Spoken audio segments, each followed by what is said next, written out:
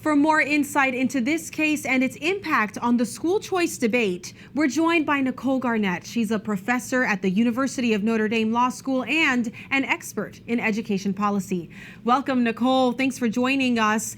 Various points were raised in oral argument: the separation of church and state, comparisons to other types of groups and service providers like hospitals, Catholic hospitals that do receive government funding. What stood out to you?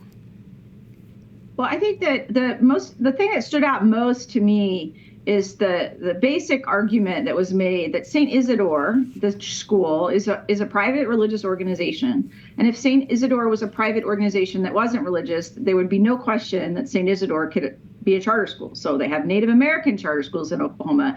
They have STEM charter schools in Oklahoma and classical charter schools. The one thing you can't be is a religious charter school. And I think that the analogy to the hospital is really good because as the advocates pointed out, and the justices as well, the state of Oklahoma gives money to all kinds of religious institutions, including religious private schools. It just has this one prohibition on the charter school program. It says we'll contract with all kinds of different entities, 32 of them, in fact, 32 private entities run charter schools in Oklahoma, but we just are going to have a hard and fast rule that discriminates against religion. And I think it became quite clear in the oral argument that that's just inconsistent with the First Amendment's prohibition on religious discrimination.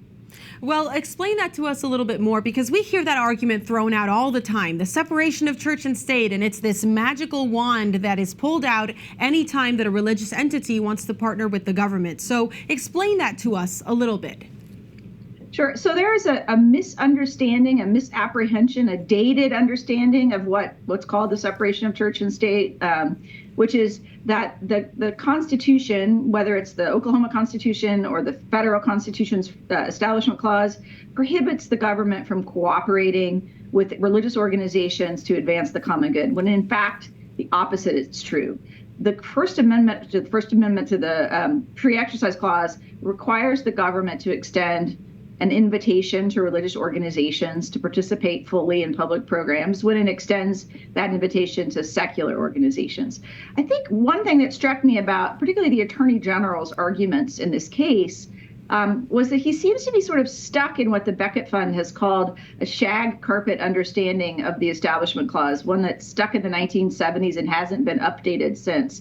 He was making arguments that just are so dated and so inconsistent with what we now understand to be free exercise of religion. And that includes the full participation in public life of people of faith and religious institutions. And that's all St. Isidore is asking. St. Isidore is not asking for any special benefit. All it's asking is to have the same right to educate kids, especially poor kids and kids in rural areas of a big rural state, that a private entity that isn't religious would be entitled to. Access to a religious education. Well, the Supreme Court, as you said, that 1970s old understanding, the Supreme Court has made significant moves, significant progress in the last decade to protect religious schools from discrimination. The last ruling in 2022 in the Carson case out of Maine made a lot of changes too. How do those changes make the interpretation of the law here a little different?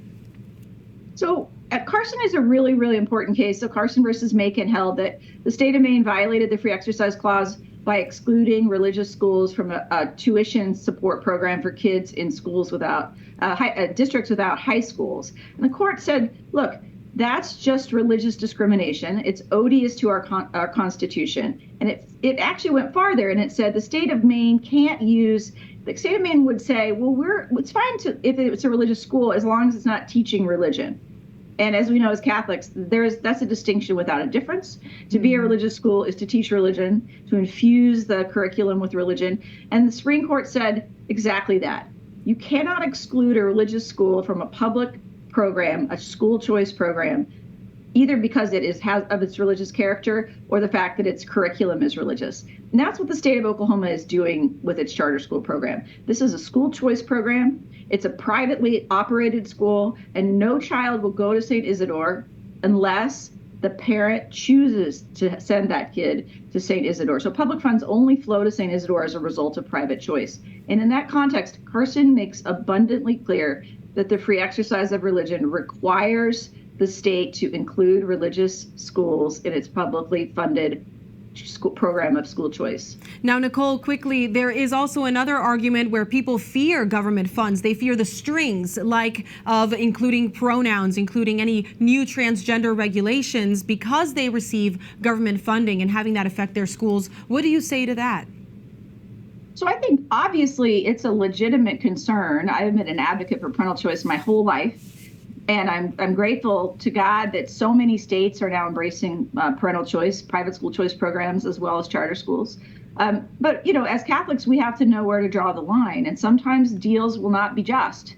And at that point, we have to say, well, we're just not going to participate in this public program, or turn it again and say, this is unconstitutional. And in the case of St. Isidore, there are some regulations, but the fact is that they're actually relatively free curricularly to shape their own curriculum. And I think that's the case in most school choice programs. The other thing I would say is, one of the problems is, the government can regulate private schools, religious schools, because they receive public funds, but it can regulate private schools, religious institutions, even if they don't. So the battle is primarily to enact just laws, because as we know, in the government often imposes regulations on entities. Think of Hobby Lobby, for example, that was required to provide contraception. The Supreme Court said that was illegal and unconstitutional. That Hobby Lobby doesn't get public funds. So the risk of regulatory incursions are real, and we have to be willing to fight for our religious liberty. But they're ever present, and not just in the school choice context. Right. Well, it's something to look out for. Nicole, thank you for your analysis, and we will come back to you when the court takes this up with a decision. Thank you. Thank you so much for having me.